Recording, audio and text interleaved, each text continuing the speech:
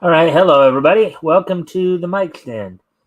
Um, where of course, I just give it a few minutes, give people a chance to come in um, and hang out a bit. Before we get started,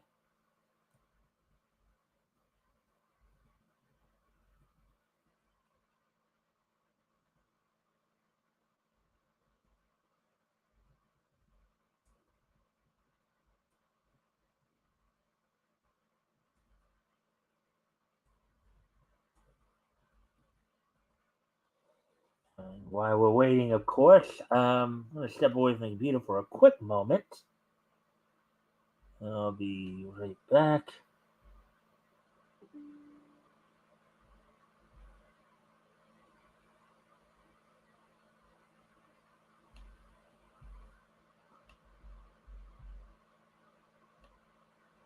But while I'm gone, of course, I will put some music on for you guys.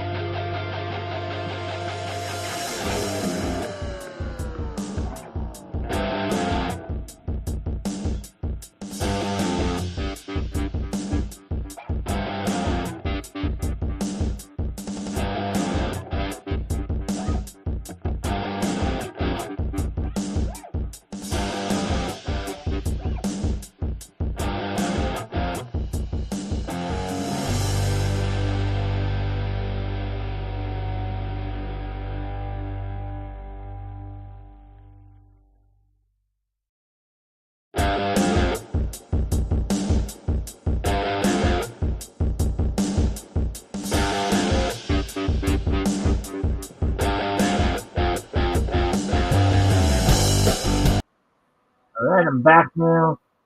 Let's see. So we're coming up on 4 minutes. Seconds here. Um,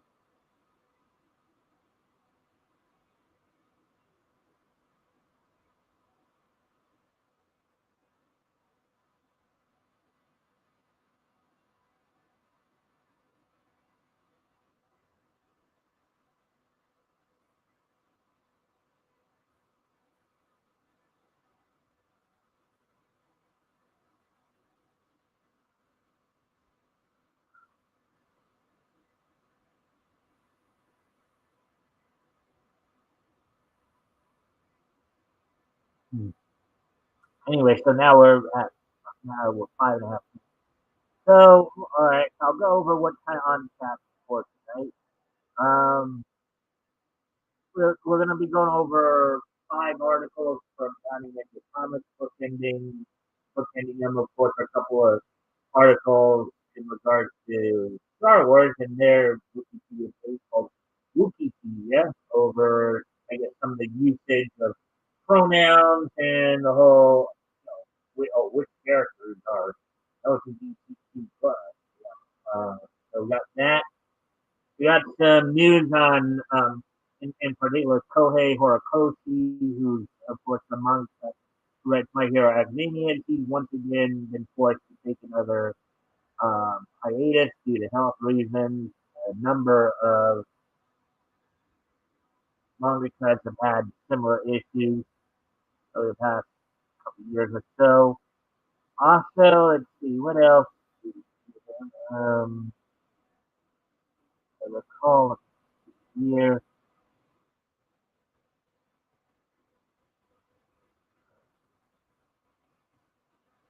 Oh yeah, there are some Western voice actors that are accusing Crunchyroll of bigotry for casting white actress as Loretta. That's been a thing that's been going on all weekend. I know Flash covered it a little bit. We'll be talking a little bit about that. So it is. Disney's Proud Family, louder and prouder against its racial division to children after previously pushing quote unquote not so secret gay agenda. So we got quite a bit to go over. So we'll get right to it here. Article, first article on Yahoo.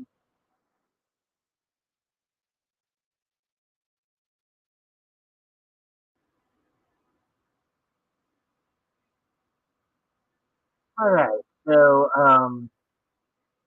with that, why don't we go ahead and go on with the articles then?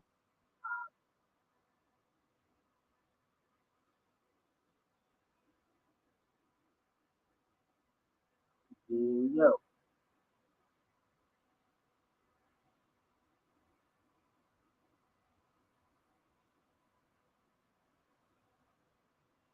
And of course, this has basically has elements from movies, television, and comic books. Um, so here we go. Star Wars Encyclopedia, Wikipedia, embraces rejection of the truth and deranged pronoun usage on character features. Article by John F. Trent, published this past Thursday. All right, so the unofficial Star Wars Encyclopedia, Wikipedia. In case you're wondering why they call it Wikipedia, well, that's what Chewbacca, those big kind of hairy, simian-like creatures are called Wookiees in in the lore of Star Wars. Announced they reject the truth and have embraced deranged pronoun usage for their character features. The outlet tweeted, "Well, you may have noticed a new field popping up in our info boxes. We are now listing characters' pronouns. Okay?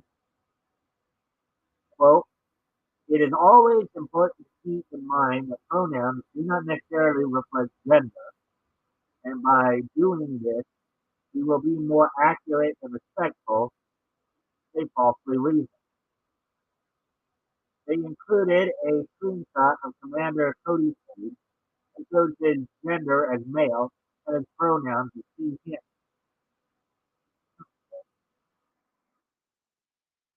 That sounds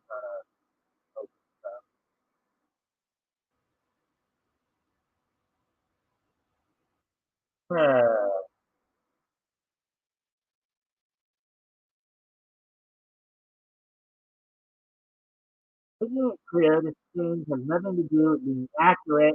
The outlet decided to list Anakin. Skywalker pronoun as she, her at the request of a Twitter user. I, as I understood it, I thought Anakin was a guy. They trying to pull, they pirate Beetle shit. For those of you who don't know, they pirate Beetle, the manga, series where there is some fluidity going on with, uh, with the track of 2001. But of course, it applied to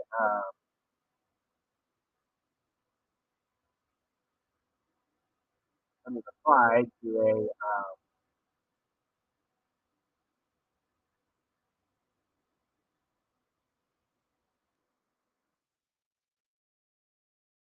applied more to right.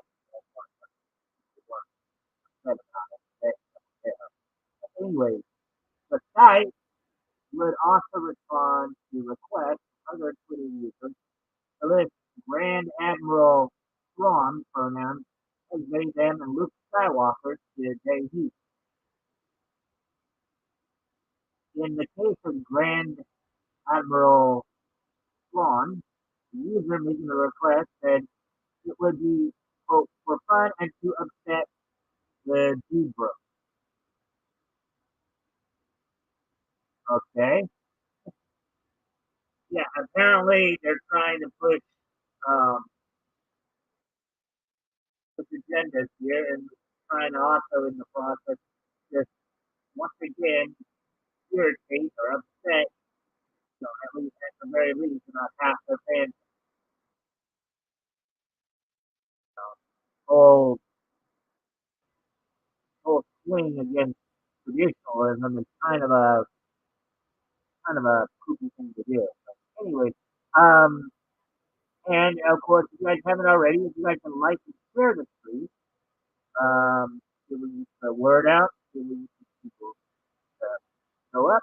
That's appreciated. Also, anything here grabs your attention, feel free to like or feel free to comment or ask questions. I will try to answer the questions to the best of my ability. So with that, let's continue on with uh,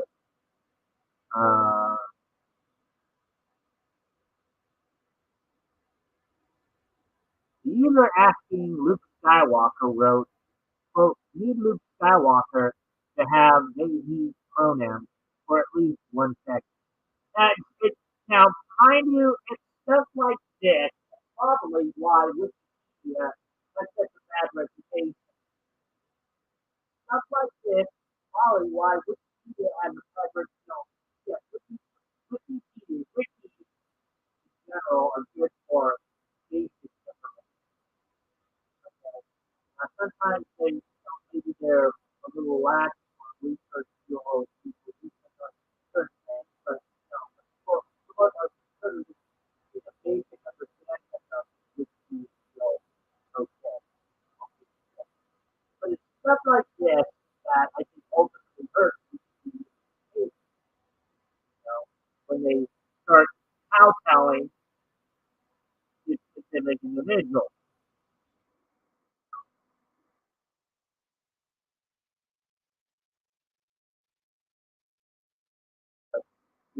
But as John was pointing out here, other point out here, they're just doing it in response to somebody making a request of it. It's not about the action.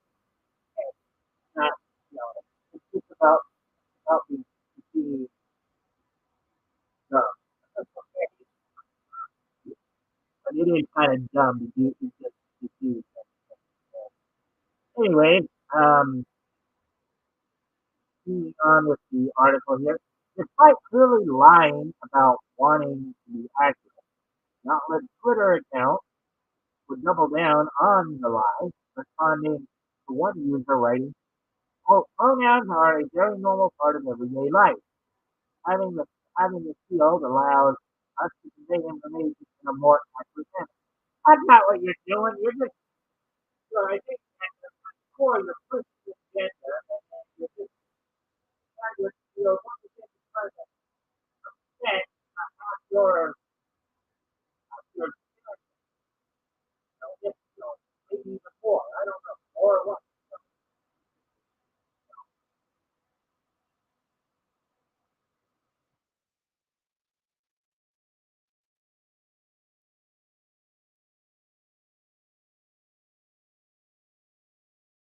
So the outlet also indicated they would block those critical of their lives and their embrace of the rejection of the truth. Okay? They tweeted, quote, as always, they had no grace, harmful comments, and bigotry result in a block.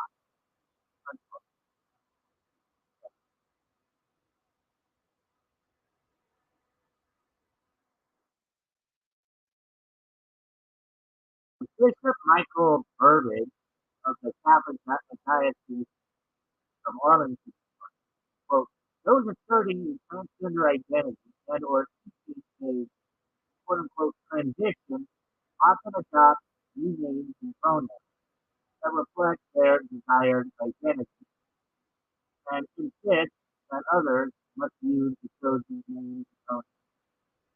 Such use might seem innocuous and even appear to be an innocent way of signaling love and acceptance of a person. Well, in reality, however, it presents a profound crisis.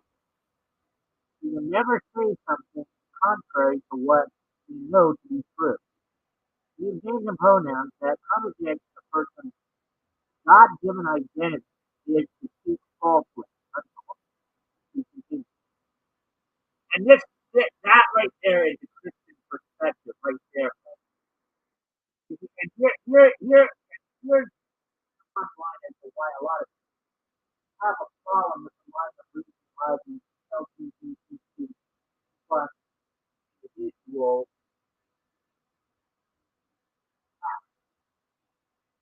Okay, well, if God is perfect, right? He made each of us and on this. Okay? So if he or if he chose to pick you out for you as a male, then you're a male. He chose to pour you out as a female, or girl, woman, what have you.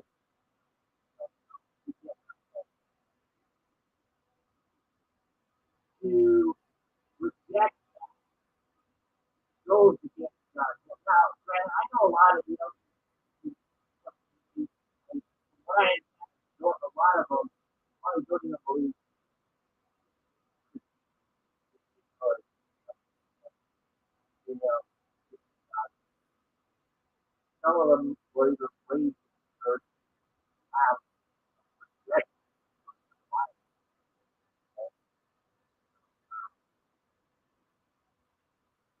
So, but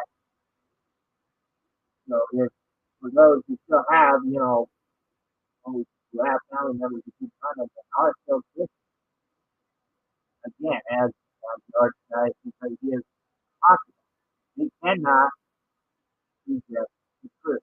So, people who believe in God's plan cannot say, "Oh, you know, he's not perfect." Um,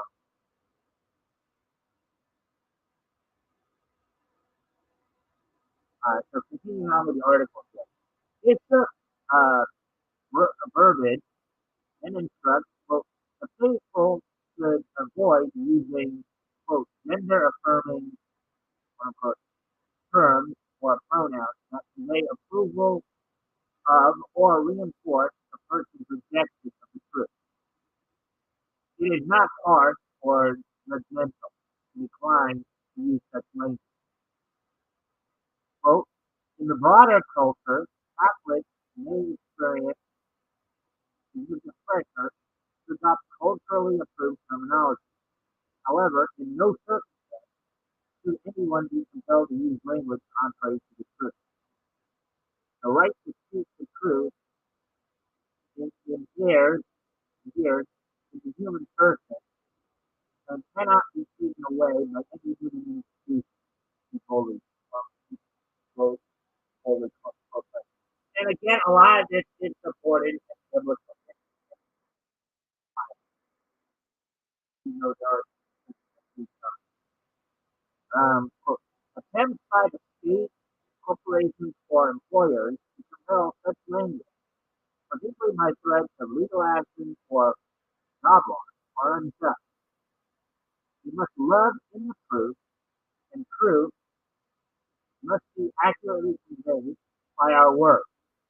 At the same time, clarity must always be at the service of charity as part of a broader desire to move people towards the fullness of the truth. Unquote.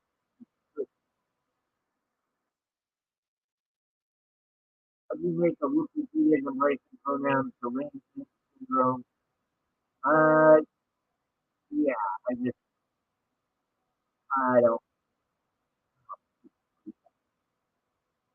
but then again, I'm not a huge Star Wars fan.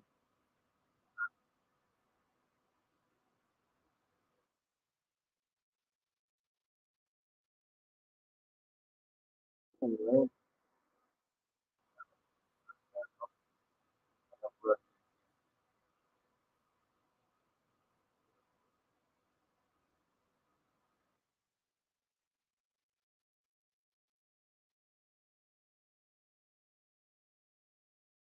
so anyway, getting ready to move on to the next article.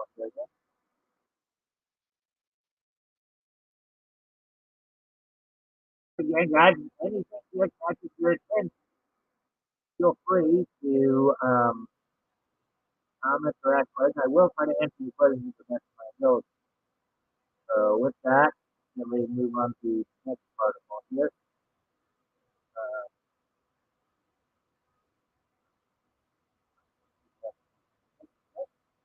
Um,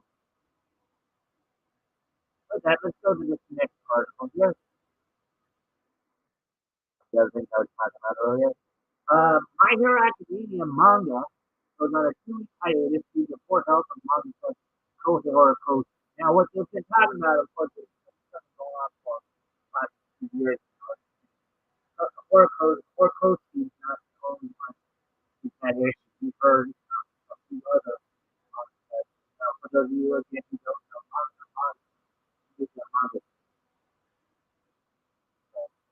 So you understand what I'm saying. Article by Nerdigans published Friday, November 3rd.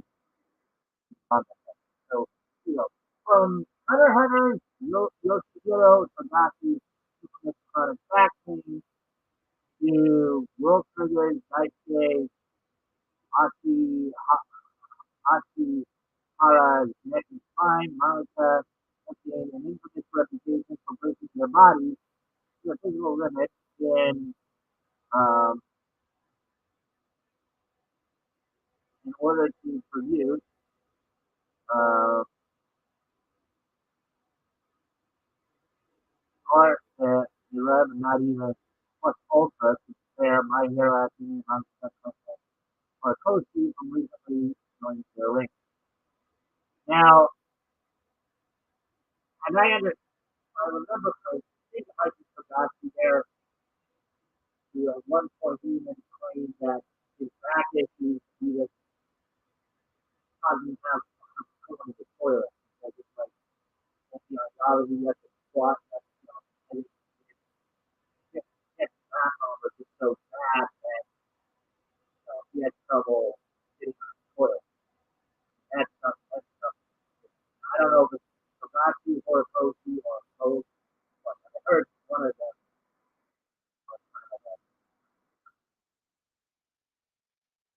But I think we did that article.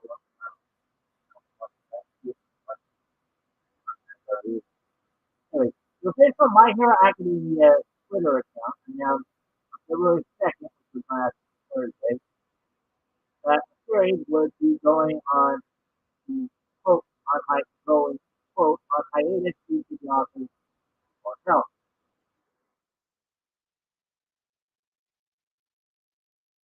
A particularly disappointing for fans, the series sometimes comes just on the heels of Igaraki's self-liberation under control of the military all for one, the latest step, thus leaving them with an unexpected and extended cliffhanger.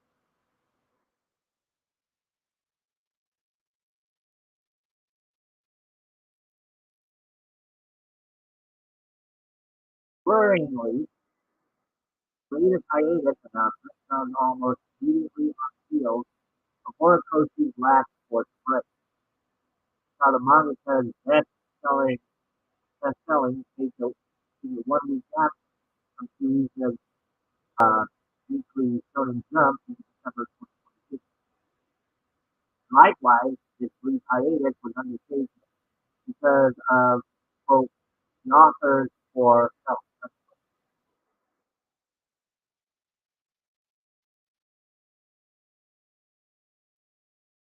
So I think what people have to understand is, well, what do you mean by for health? What's wrong with it? So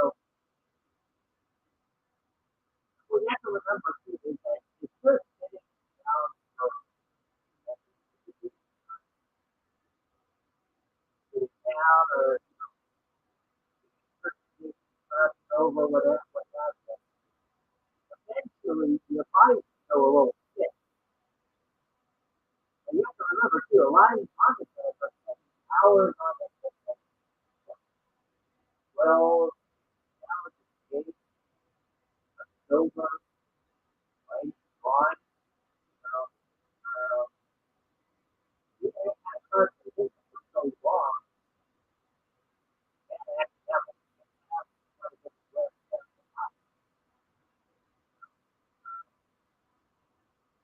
so that's probably, and these guys are not necessarily young. Most of the guys it's not like they're like 50 young men. It's pop up around like a bunch of kids. Uh,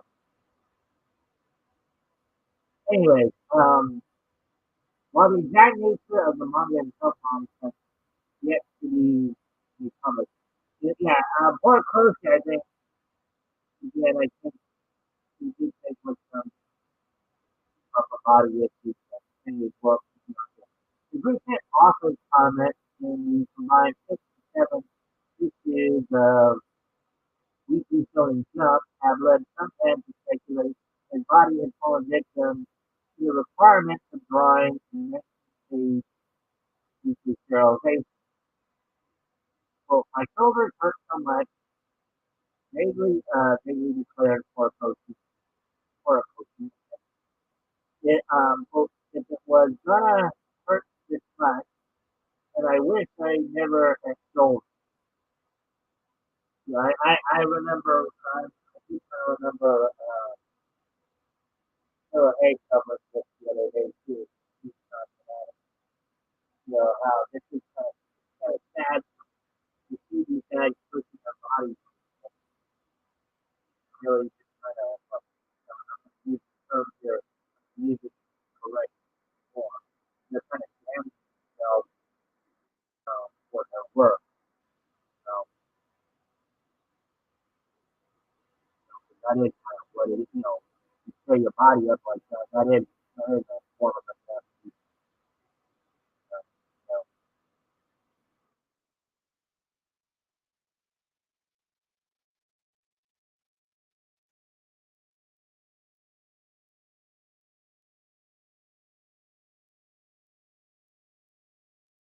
So,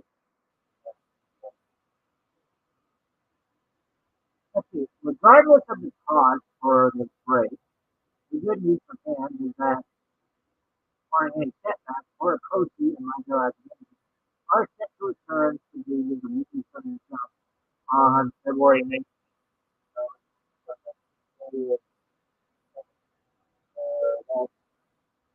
After 2 weeks ago,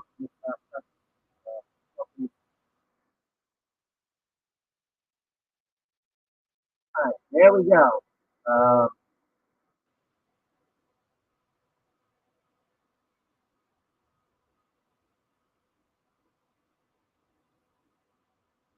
there we go with that one. There's no more.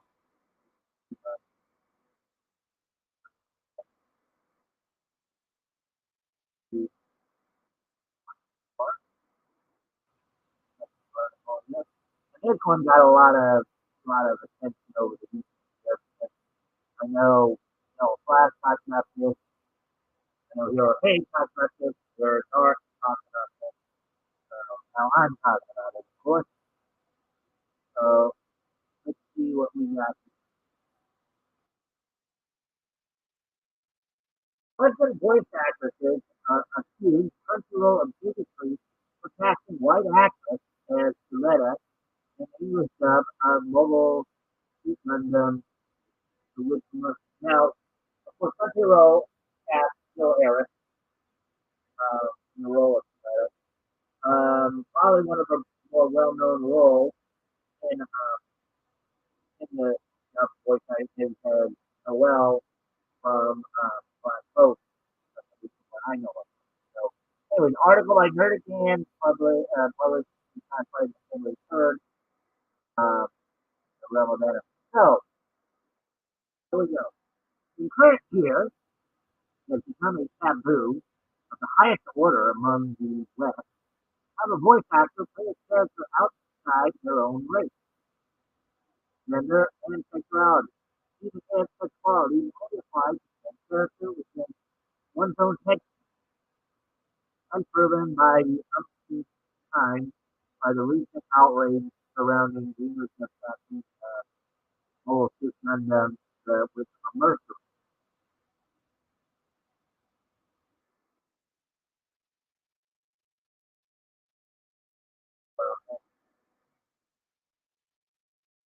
The latest round of neoliberal whining kicked off on when the series Western Life Crunchyroll unveiled the casting of the series main protagonist, Saluda Mercury and Maureen Rembrandt. Those are the characters I think they're talking about. The red is the red-headed one. Uh, Maureen Lynn throws herself on top of Loretta kind of Twitter from mobile system.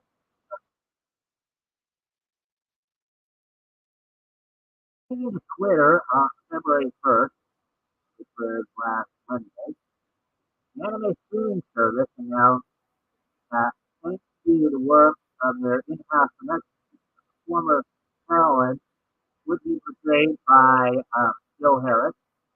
So of course, he's also Charlotte Pudding in One Piece, and as I mentioned before, she's also Noelle from Black Clover. Um, and the latter by Natalie Van Fifty, who provides the voice of Lord Forger, my family.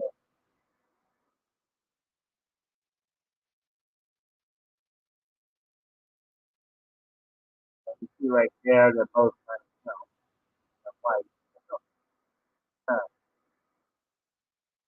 thanks to her darker complexion and now infamous, uh, quote unquote, marriage proposal between her and Yuri in the series' first episode, identity politics focused weeks, weeks from Mercury fans have come to believe that Suletta is, uh,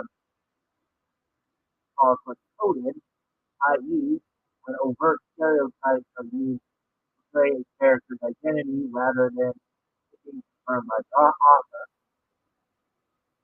as both Middle Eastern North African and queer. Now, the problem you were pointing out with Middle Eastern Africa is because they're pointing out their skin is like dark. But the thing is, she was supposedly, according to the show, she's raised on Mercury. So she's a lot closer to the sun than the majority of Earth. So you make an argument that all Criterion are darker skin. Okay? Anyway, however, it should be noted that the personal leads are just that. As the series has shown, Selena is neither. Rather, her dark skin is the result of being raised on her close proximity to the sun. the aforementioned um, moment between her and the Fiorine is actually a matter of the latter rejecting her in marriage.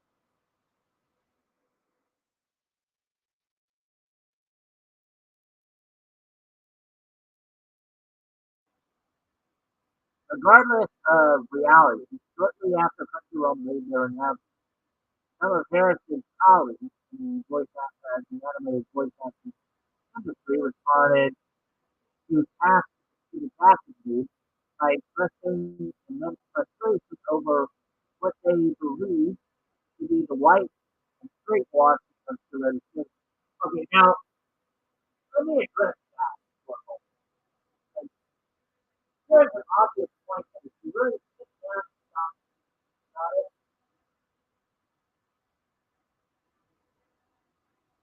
go back to who actually wrote the story in the first place.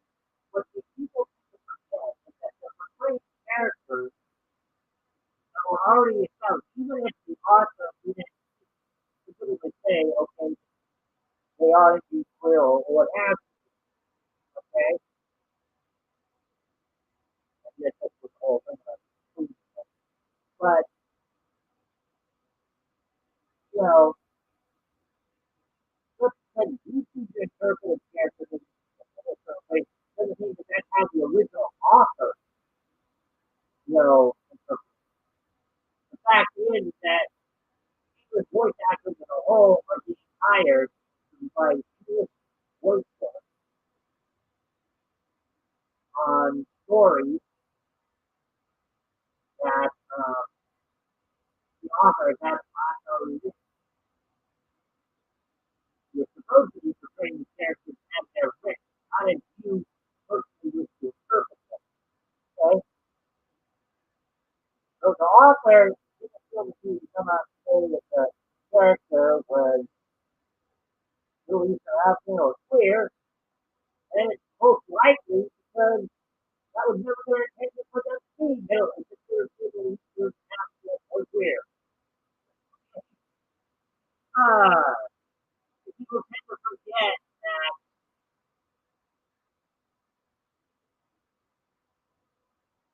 there was somebody who created the character in the first place. Maybe what they created has something to do with your, I mean, if you want more, okay, here's the thing. If you really want more diversity and stuff like that, more diversity is good. And you don't feel that you're getting it, you go write your own bleeding manga. Go do your own, go create your own anime. Now, if you really wanted to take Africans or whatever, if you really wanted to take Middle Easterners, make your own show. Try to force, don't try to force your interpretation of another artist's work. That's really just kind of stupid. Ah, hey RJ, see you there. The mic is underwater. Mic connected on both my phone and my PC. You are not being heard.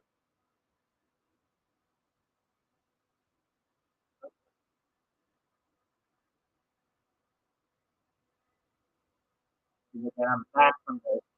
Okay, I'm now up. RJ is still here. Can you check it again? Now that I come over and see it,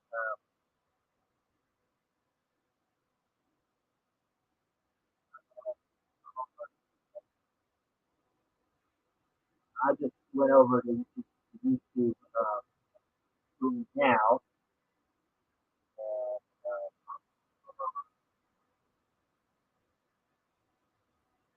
Sound like sound waves from. Yeah, well, I hear it a little. Yeah, when I just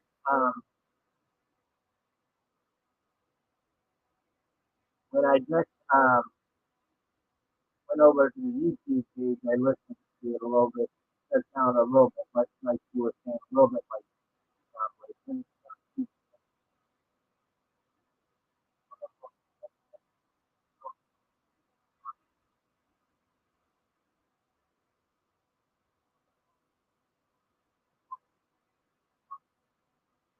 Well, hopefully the problem will eventually clear up.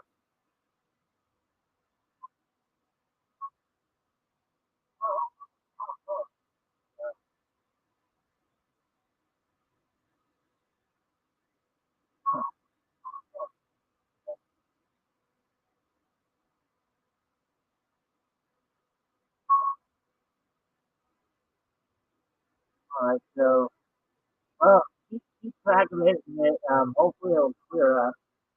You just need to be a little closer to the Earth. Anyway, do you have anything you want to say on the article that's far that we're going over here?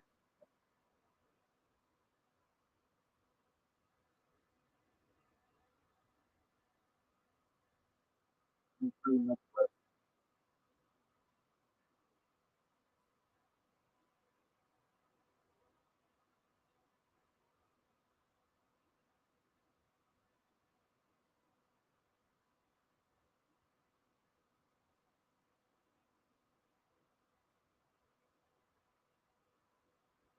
I can't even understand the article's discussion. Is that because you can't hear me, or is that because or is that because um, is that due to the mic issue, or is that just simply because you don't understand the article itself?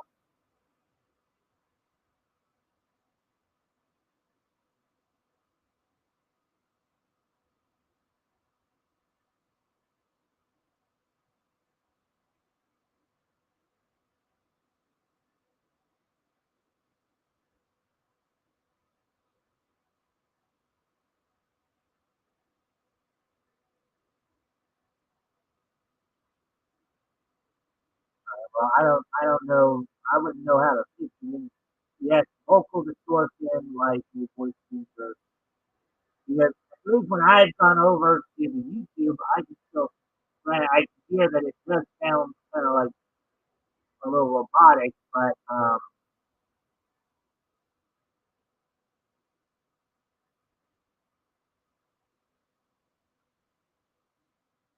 how does it sound now?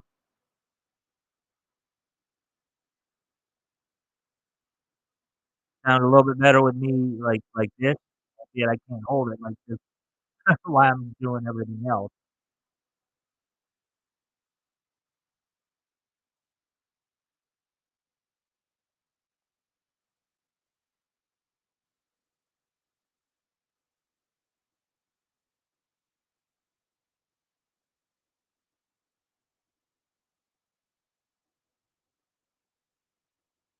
Underwater was not either. I'm side aquarium.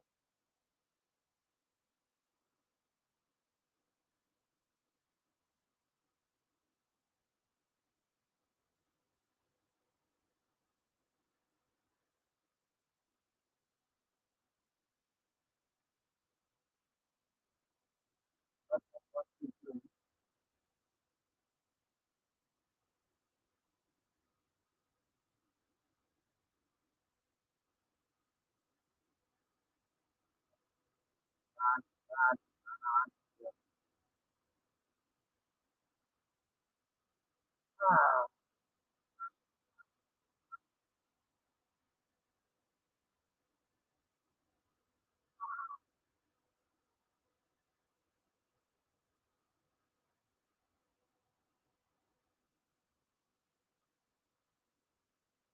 I don't know if that's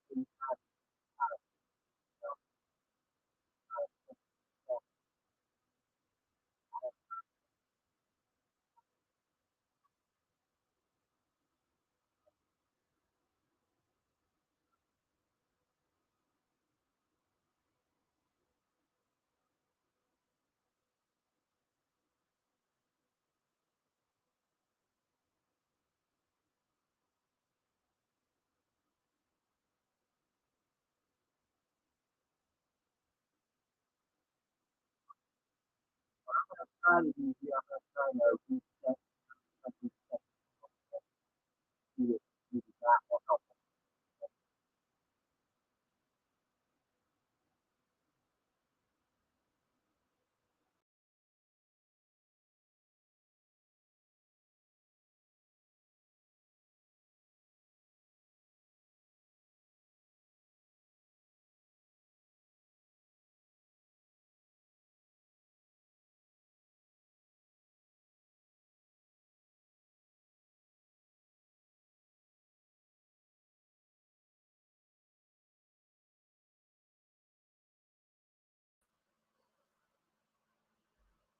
All right, guys, how do I sound now?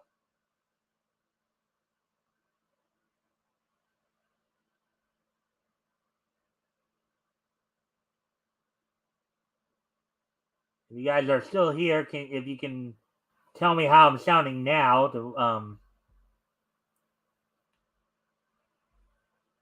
can tell me how I'm sounding now.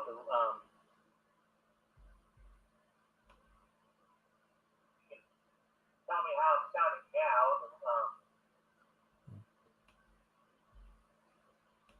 Okay, so that might have fixed it then, because um, all I did was I just kind of hit the reset button, the little circle thing. So hopefully now we can get back to it. I hope RJ's still here.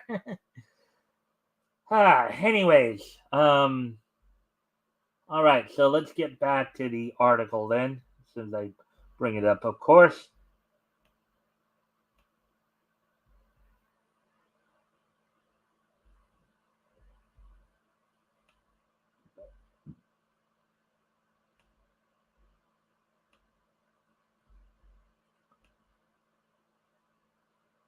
All right.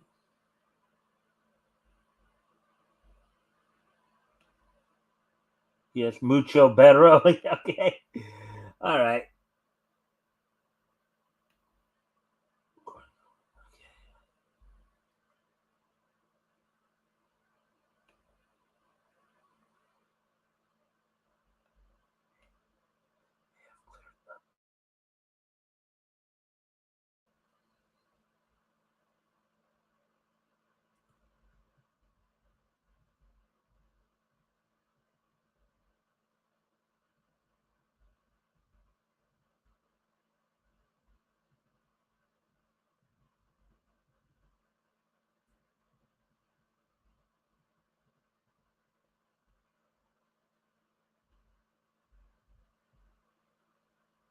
All right. Well, anyways, I just sent RJ a little message there, so hopefully he'll be back. But anyways, let's go ahead and go ahead and as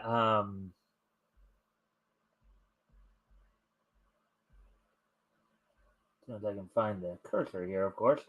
Let's go ahead and oh yeah, back to what I was saying before here on this article. What a lot of these the big problem a lot of these voice actors don't seem to understand, that are complaining about this, is that they're only playing the role that was as written by the original mangaka, the guy who originally created the characters. They may not have been writing the character as a Middle Eastern or African character or a queer character. Okay? To only to sit there and push that whole narrative is just wrong.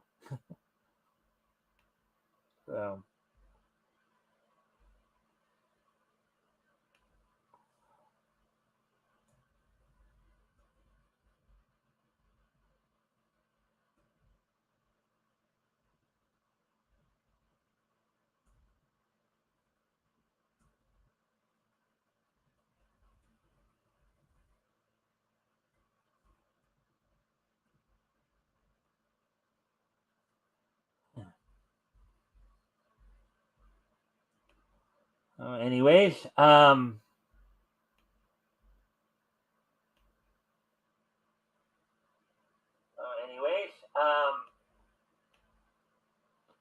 sounds like things are still good. I'm just checking this over on my YouTube.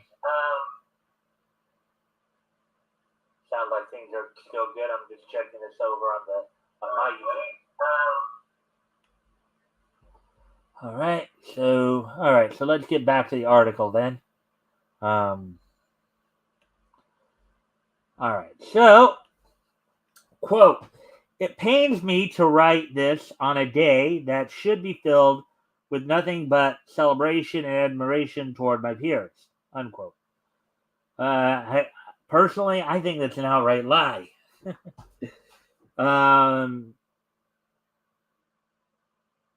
opened a rant from Harris's fellow Witch from Mercury voice actor Nazi H. Tarsha. Okay. Don't know who Nazi H. Tarsha is, but it kind of sounds like they might be of Middle Eastern descent. I can't be too sure, but the name sounds like, anyway, to feel as though there is a corporate flyer with a risk assessment eval stating how much one can get away with before receiving an inordinate amount of backlash, unquote. Well, we can sit here and argue the merits of, in smaller quotes, right for the role versus smaller quotes, autocast because of ethnicity. But let's also not pretend that the quality provided by minority actors is less than the quality of their peers, unquote. Continued the voice behind Guel's stoic half brother, Lotta Neal. Now, again, I want to make a point here. Just because you're interpreting the character as Middle Eastern African queer doesn't mean that was the artist's original, that was the mangaka's original intent. That's another thing people are not getting. Quote, inclusion gives us the ability to tell the stories about background. Well, the only thing is, though, the story is not of your background. The story is not of your background.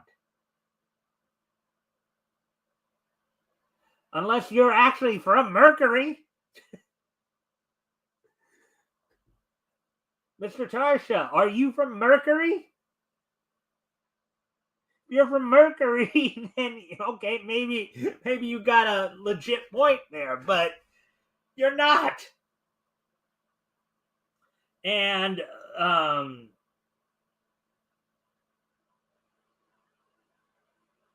again, you're being hired to portray a role where it was already established what the character was.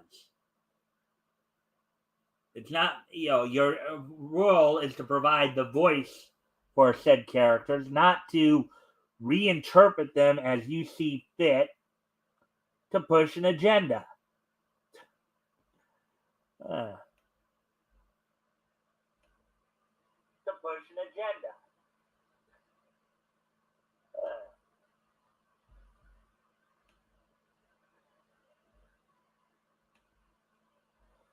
All right. So, anyways,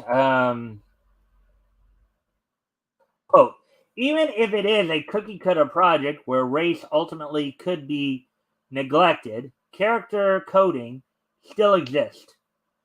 I bull, he argued. Quote, therefore, bringing forth racial relatability to minority consumers. Unfortunately, the more obscure the minority, the easier it is to sweep under the rug. Sad but true. Okay, if you feel that you're not being represented enough, maybe you should go out and write your own manga or write your own comic. Maybe you should go out and produce your own cartoon or anime if you feel that you're not being represented enough. But again, to force your interpretation onto another person's work is bad form, very bad form.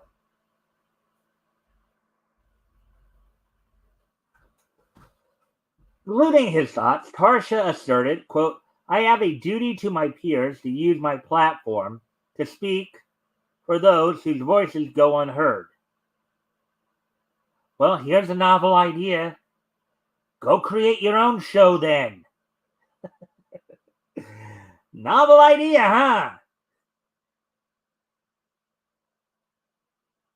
I don't believe the original artist, when he, when the original artist came up with Suletta and Miorin, I don't think he was thinking this person's Middle Eastern. I think he was thinking they're from Mercury.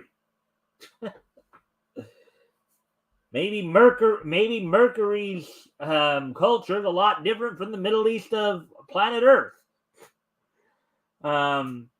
Quote, may there come a day where the ambiguous nature of remote recording allowances is foregone. Opportunities are provided to actors and directors alike to make the best possible products, unquote, ultimately declared. I think the Japanese do make good products. They do make the best products because they don't really get into all this identity politics baloney. And again, guys, if you guys have anything you wish to add to the conversation or ask about, feel free to do so. If it's a question, I'll try to answer it to the best of my ability.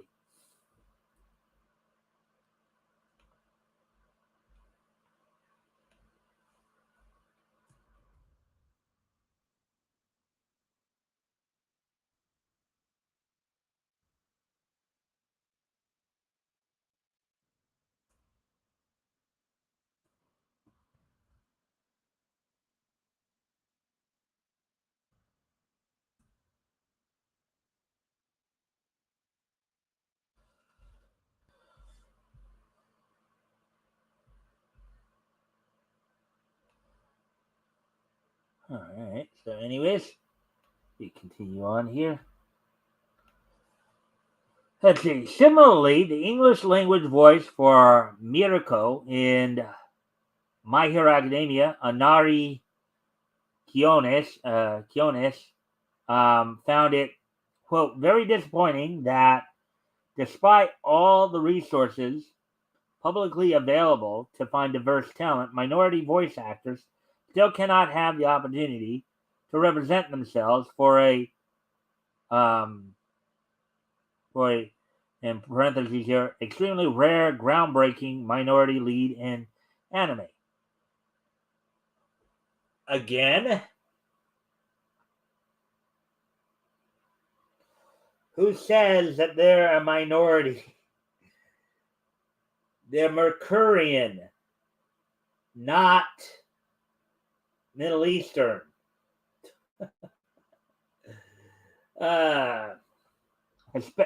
Quote, especially a MENA queer lead, she emphasized. Now, mind you, what she means by MENA here is Middle Eastern Northern African.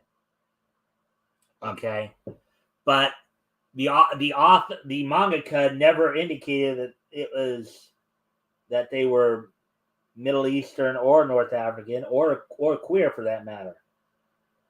In fact, the whole situation there in the whole bit about the marriage proposal was just for the one to get out of a prearranged marriage.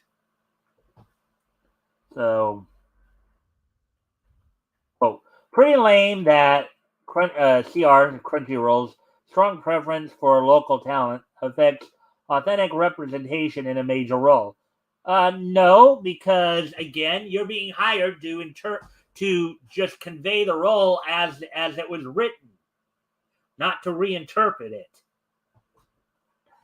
Kionis passive aggressively sniped, quote, casting a wide pool for the biggest anime show of the year and not a MENA queer lead in a major franchise says a lot. Well, yeah, well, okay. The thing is that, again, is the character themselves a MENA queer lead? The mangaka apparently never came out and said if it was or not.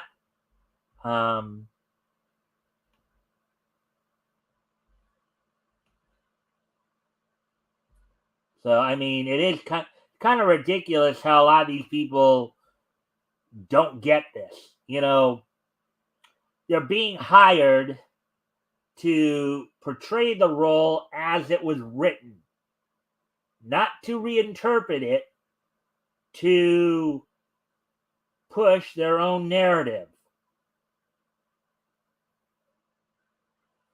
I will repeat this one more time here. You're being hired to convey a role or to portray a role as it is written, not to reinterpret it. So,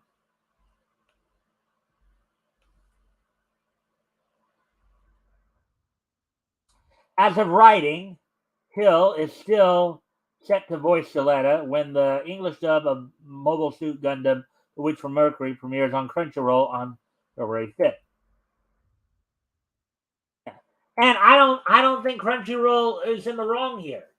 Now, a lot of people have had criticisms of Crunchyroll on certain things before, but in this case, they should stand their ground, because the only people who are interpreting this as being a quote unquote Mina queer lead are I would almost have to argue Mina queers. You know, I think it's not really about really identity politics. It's more the fact that they didn't get that lead and therefore are not getting that money. Has nothing to do with representation, because the setting is based on Mercury. The characters are Mercurian. So, of course, them being closer to the sun would naturally make the characters darker.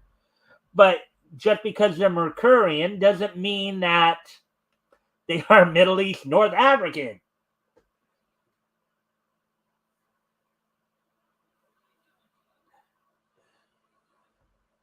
Anyways,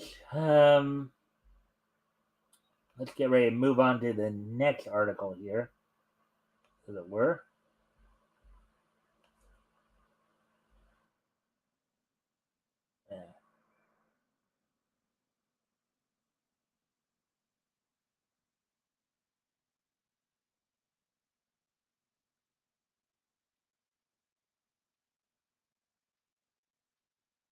Okay, so we got a couple more articles here. We're going to get into.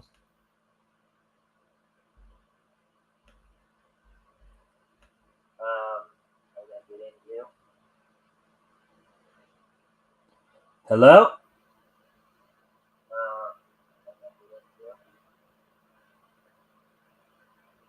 Hello? All right, I was just double checking something, just making sure.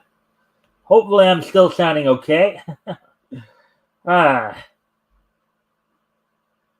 since nobody's chimed in on the mic problems, I'm guessing everything's still working fine.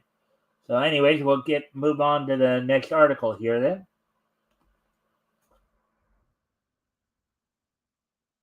Man, those characters look angry. Okay. Disney's Proud Family, Louder and Prouder, advances racial division to children after previously pushing, in smaller quotes, not so secret gay agenda. Article by Jacob Smith, published. As we know, at Disney, pushing agendas has become more important than making money, as with a lot of corporate media. Done. So last year, executive producer for Disney Television Animation, Latoya Ravino, admitted Disney's Proud Family, Louder and Prouder, was responsible for grooming your children with LGBTQ propaganda, and this year the show is back to groom your children with racial division in season 2. All right. Well, here's my advice to parents. Don't let your children watch this then.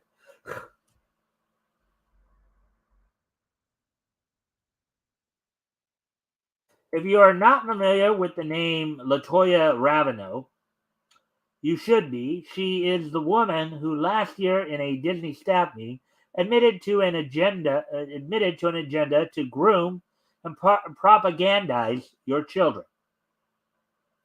The Disney television animation producer went on to went on record admitting how she has turned the studio into her own personal pocket to insert as much LGBT content as possible.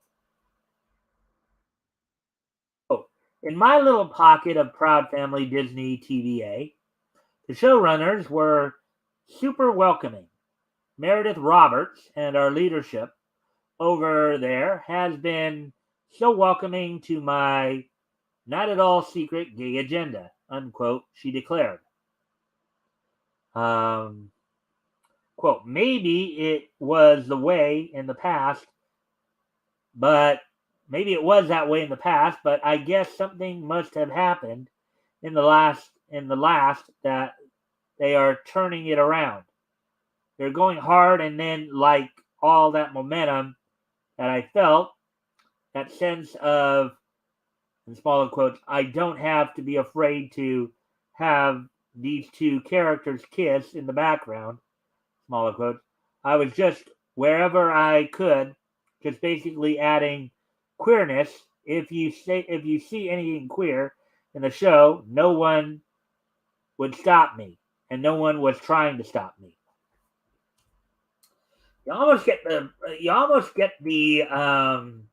impression that maybe Disney's trying to be a very queer place, which is why they're probably losing a lot of business, not just in their in their shows that they're producing, but also I guess in their theme parks too. From what I've understood, a lot of parents are no longer spending their money with Disney. You want to flip the bird to your customer base like that. Well, power to you. But anyways, following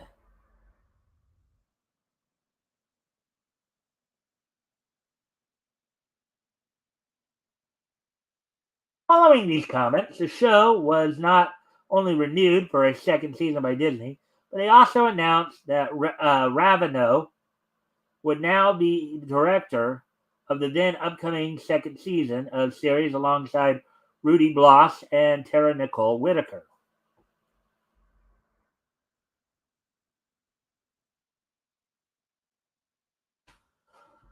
The series was originally a reboot of The Proud Family, a Disney Channel animated cartoon in the early 2000s that had a strong following with African American audiences over 20 years ago. And that original one was actually pretty good. It did actually depict the Proud Family, an African American family, in a very positive light. It was a pretty good show. In 2021, Disney rebooted it to feature two gay dads voiced by Zachary Quinto and Billy Porter, who are the adopted parents of a 14-year-old anti-Trump social justice warrior. So they with Louder and Prouder, they went all in on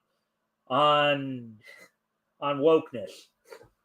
The second season of the show premiered on Disney Plus last Wednesday, just in time for Black History Month. And the show decided to turn up its propaganda to an 11. The show is still attempting to groom children into the LGBTQ community, especially in episodes directed by Ravino.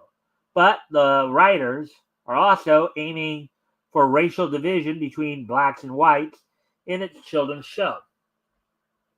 So basically so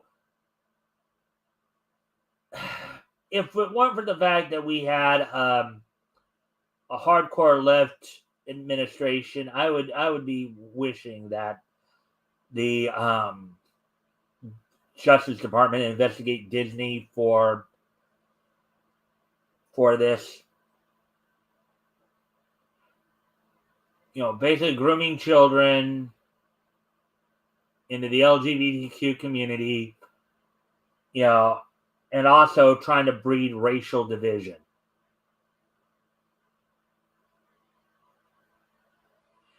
I have to say that with that last part, I almost have to think that Martin Luther King's got to be turning over in his grave right now. Because when he talked about having a dream, he was talking about little black boys and little black girls hand in hand with little white boys and little white girls. Not fist. Okay? This is not what Martin Luther King Jr. wanted. This is what Martin Luther King Jr. wanted. I'm pretty sure of that. And now these people are trying to undo and pervert the message of what Martin Luther King Jr. was trying to do. These people should be ashamed of themselves.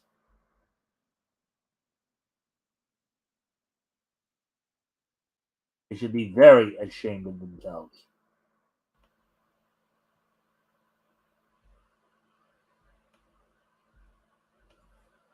Multiple viral clips of the episode entitled Juneteenth have spread on the internet showing that the cartoon has gone all in on the radical left-wing agenda seen pushed by Marxist groups such as Black Lives Matter and the objective to groom children into Marxist ideology. In the episode, Maya, who is the young activist in the show, discovers that the founder of Smithville, California, where the show is located, was a slave owner. After questioning her white teacher about the true history of Smithville, the show teaches kids that the Emancipation Proclamation only applied to Confederate states, stating that Union border states were not required to abolish slavery. This is how the show tries to make sense of the fact that a state like California, which was established a few years before the Emancipation Proclamation and has no direct ties to Southern slavery, could even have a slave owner as a founder. Yeah, a little revisionist history here, I guess.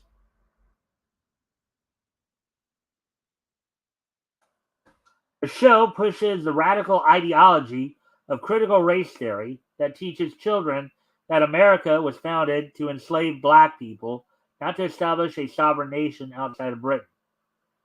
Which critical race theory is BS, period. The show continues to make the case for critical race theory, claiming that the way history is told is broken, as it whitewashes the origin of slavery.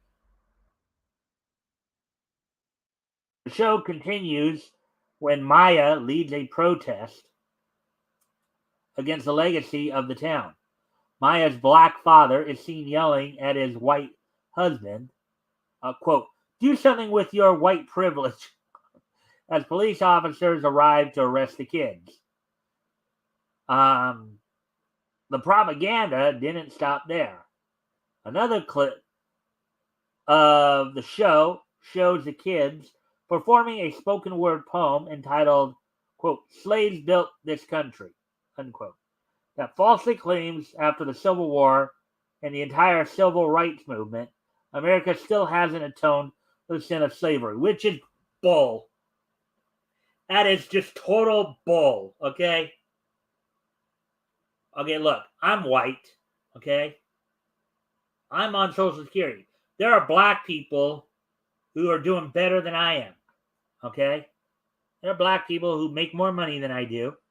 Black people who have white out. Now, I'm not saying there's anything wrong with that. Do not get me wrong. The idea is at the very core of this issue is no matter what the color of your skin is or where your family originally came from or anything else, there's one basic principle that everybody should follow.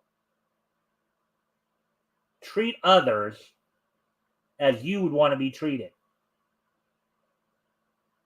That would solve a lot of problems if people got back to that notion. Instead of breeding division, let's try to do what Martin Luther King Jr. did. Breed unity.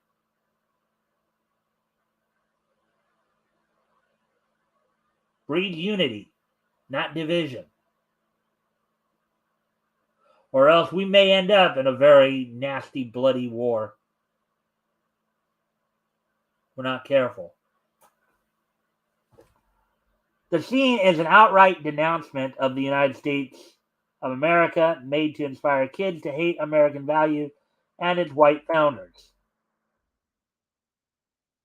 The episode closes by renaming the town Emilyville after a former slave on Smith's plantation who was eventually freed. But this isn't the only critical race project that Disney is currently backing on its streaming service. Hulu, another Disney-owned streaming service, is currently promoting the 1619 Project docuseries, an often debunked notion that the Revolutionary War was fought in large part to preserve slavery. Disney has heavily promoted Nicole Hannah Jones's flawed series as a means to promote false notions about America and its values, and in an effort to subvert American culture, with the end game of ending American values, which is why Disney is now promoting the flawed ideology to your kids. Disney hopes to corrupt the minds of impressible youth in hopes that one day they will reject American values, making it easier for government authorities to take them, such as the First, Second, and Fourth Amendments. What do you think about Disney poisoning the minds of children? Yeah, I think they should all be in jail, at the very least. That's my take on that. So, anyways, I don't even know why I did that, because we do actually have one more article to go over.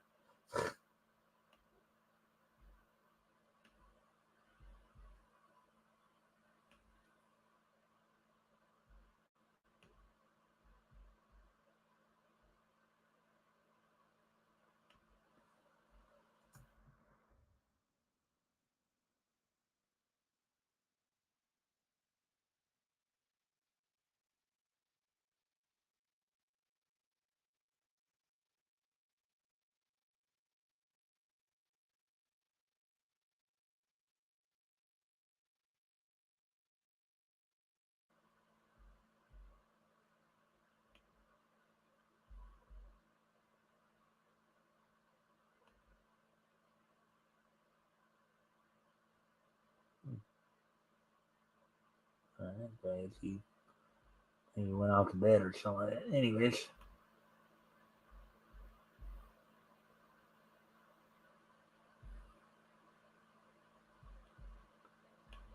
All right, so we got one more story to go over, so let me get ready to go do that.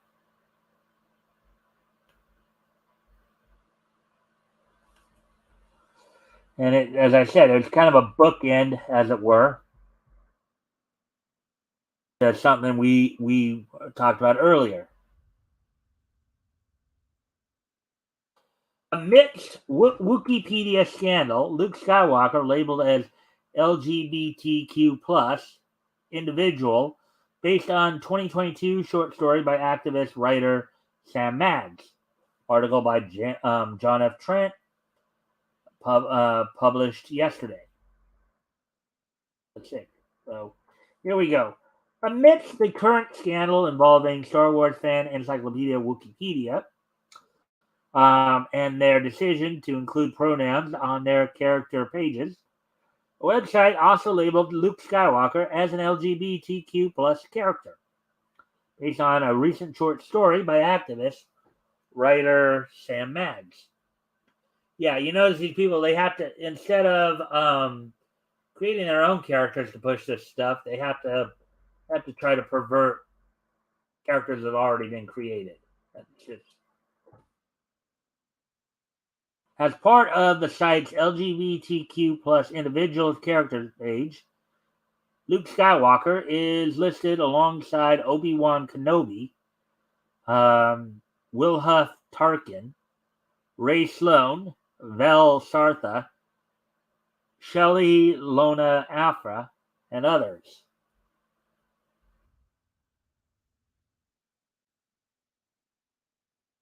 When questioned as to why Luke Skywalker was included on the category page, Wikipedia first answered by writing on Twitter, quote, "There is a story in which he felt romantic feelings towards a guy," unquote.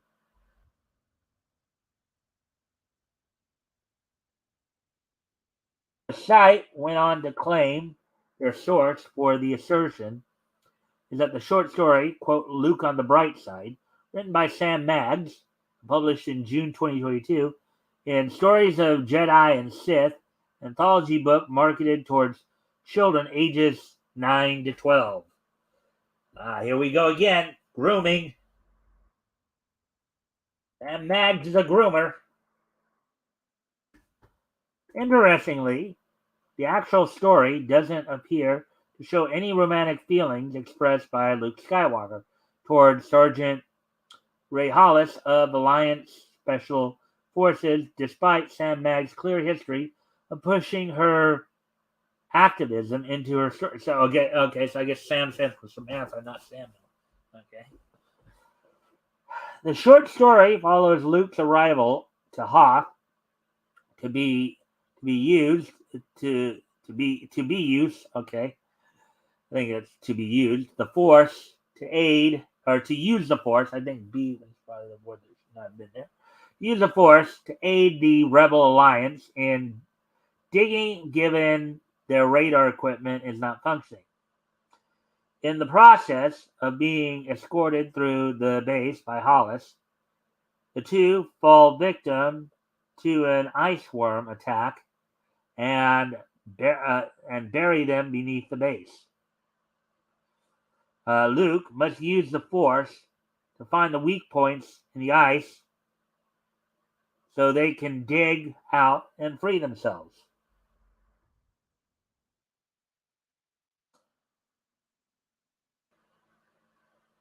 There is a point in the story when Luke clenches Hollis's hands and goes into a trance of Tatooine. It appears Luke focuses on Tatooine to aid him in using the Force to create heat to keep them both warm.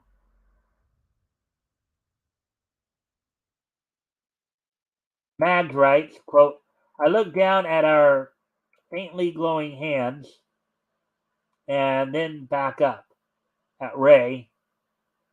I wouldn't say he looks happy. I don't think the guy has looked happy a day in his life. There's still some doubt in his eyes, but I will say, if I'm going easy on myself, that he looks impressed. I flashed the same big grin I gave him the first time I saw him. See, Jedi aren't all bad." Now that's not necessarily saying anything like they're gay or romantically involved. It may just, again, he may be impressed with the Force. The two then begin to use their heated hands, to dig their way out. The story ends with a hopeful Luke, but one who is not expressing any kind of romantic interest in Hollis. Max concludes, quote, "And when we start to dig, it isn't long before the light breaks through, just like I saw in my mind's eye. The Force has never steered me wrong. I know it never will," unquote.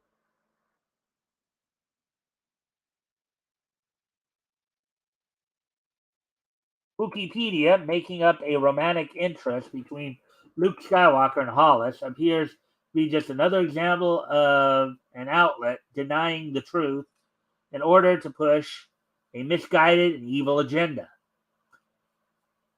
that was most recently showcased when they decided to include pronouns on all the character pages. Oh, there we go. So we're done with all the articles tonight.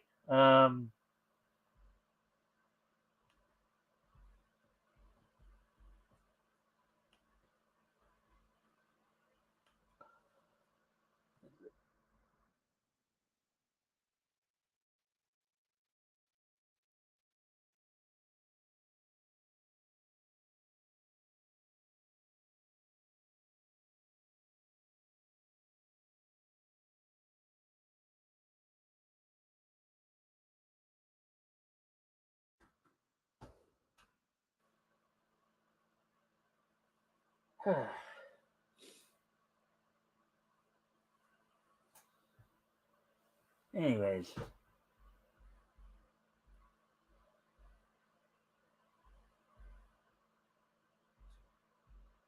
So yeah, so we're at like an hour, almost an hour and a half already. So yeah, so we're at like an hour, almost an hour and a half already. All right, so let's see.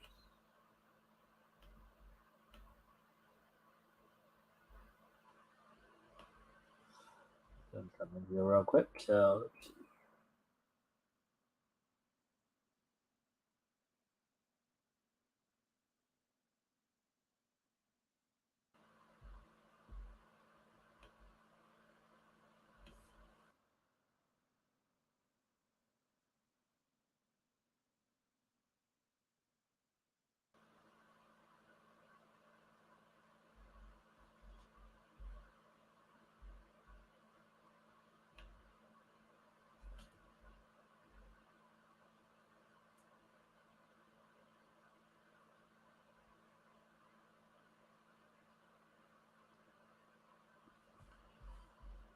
All right. All right. Well, anyways, we're gonna move on to the wrestling wrap up a little bit here, real quick. So some WWE news. First off, apparently Jerry Lawler was taken to the hospital, I think, yesterday. Um, from the few reports I've heard, he may have suffered another stroke, at least according to, I guess, a report that touched on that. Now, initially, when I heard the report earlier on WrestleMania, the details were not released yet out of respect for Lawler's family, Lawler and his family. But I think I did see some headlines where Dutch Mantel came out and gave an update. And I did see a few headlines that did indicate that Lawler had suffered a stroke. Now, some of you may remember Lawler suffered a stroke I think it was about 10, 12 years ago during an episode of Raw. So we just have to hope that he'll get better soon. You have to remember he is 73 years old, so he was born the same year, I believe, as Ric Flair and a few others. So let's see. Other news, of course, coming up as Elimination Chamber is coming up. So on last night's Raw, of course, Becky Lynch defeated Bayley in the steel cage match. She got some help to counter damage control's interference with the returning Lita. Lita, they seem to be setting up a potential program for Lita and Becky Lynch versus damage control. Also, they're continuing to. Also, they had the remaining matchups for qualifiers for the Elimination Chamber. So they're gonna have two. They're gonna have at least two matches in the elimination. One will be a number one contenders match for who will, I guess, next face the United States champion. And The other will actually be an Intercontinental Championship match in the Elimination Chamber as well. So that's what's going on in WWE. And then AEW. So on the AEW side of it, tomorrow night's Dynamite is said to be Championship Wednesday as 2 title matches, 2 title eliminator matches, which are matches in which if the challenger wins the match, they'll get a title shot at some later point. Not in their, at least for the foreseeable future, not going to be allowed to challenge for the title. And then you have, of course, Bryan Danielson taking on Rush as kind of the last leg of him getting to his number 1 contender spot. So Bryan Daniels, if he beats Rush tomorrow, he will get his 60-minute Iron Man match against MJF at March 5th Revolution. Also, tomorrow night, as I said, you have 2 championship matches in which the Elite will be defending the Trios title against Top Flight and AR Fox. And then the Acclaimed will be defending the AEW World Tag Team Championships against the Guns. Hopefully, at least from Billy Gunn's perspective, hopefully settling the matter between the 2 tag teams.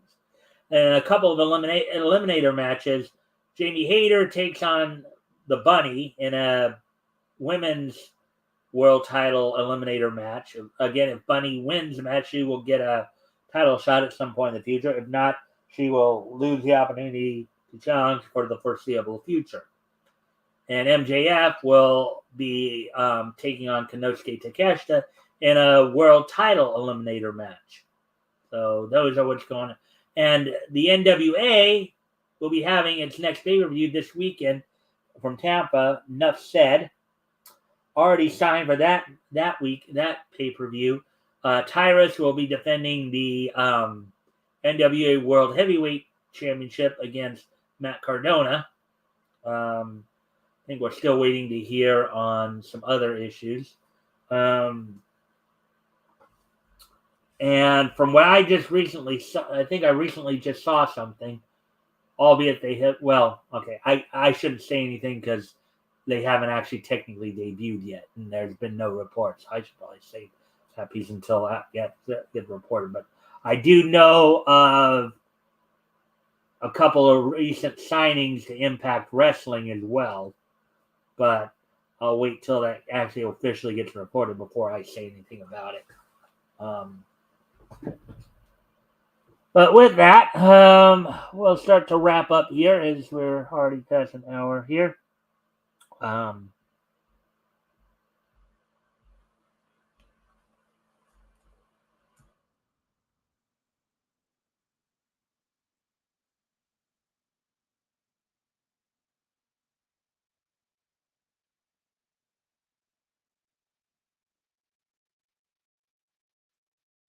right. So with that, we've gone to the wrestling wrap up.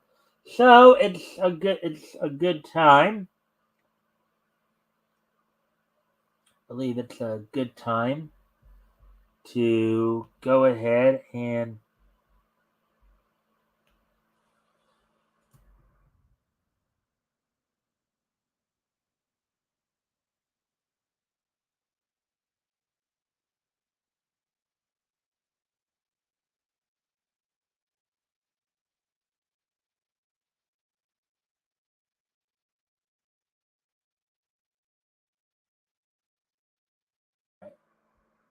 all right. So it's a good time now to probably go through this day in each history. Today being Tuesday, February the 7th, 2023. Let's take a look back at this day in each history, and we got quite a few. We got three items tonight.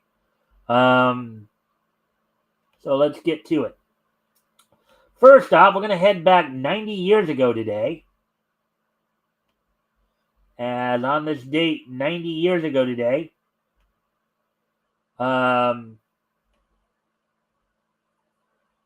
the Crazy Cat short, The Medicine Show. Crazy Cat short, The Medicine Show, distributed by Columbia Pictures and produced by the Charles Mint Studios, premiered in movie theaters on this date back in 1933. 90 years ago today, Columbia Pictures animated short, The Medicine Show, produced by Charles Mint Studio, which was a Crazy Cat, which was part of the Crazy Cat series of animated shorts, premiered on this date back in 1933, 90 years ago today. So with that, moving on to the next piece of niche history.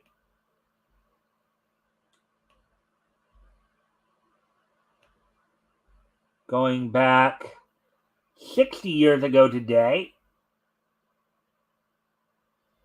in a return to the best of three falls format, Lou Thesz retained the NWA World title over Buddy Rogers in Toronto. This was to, of course, make up for the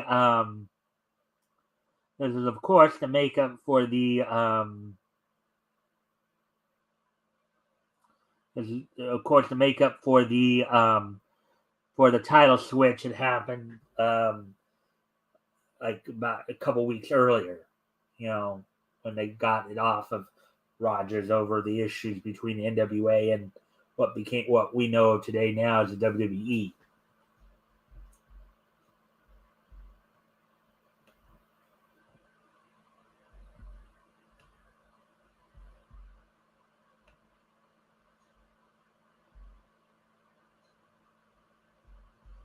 All right, and also one last piece of niche history, which I believe was from 5 years ago today. On this date, 5 years ago today,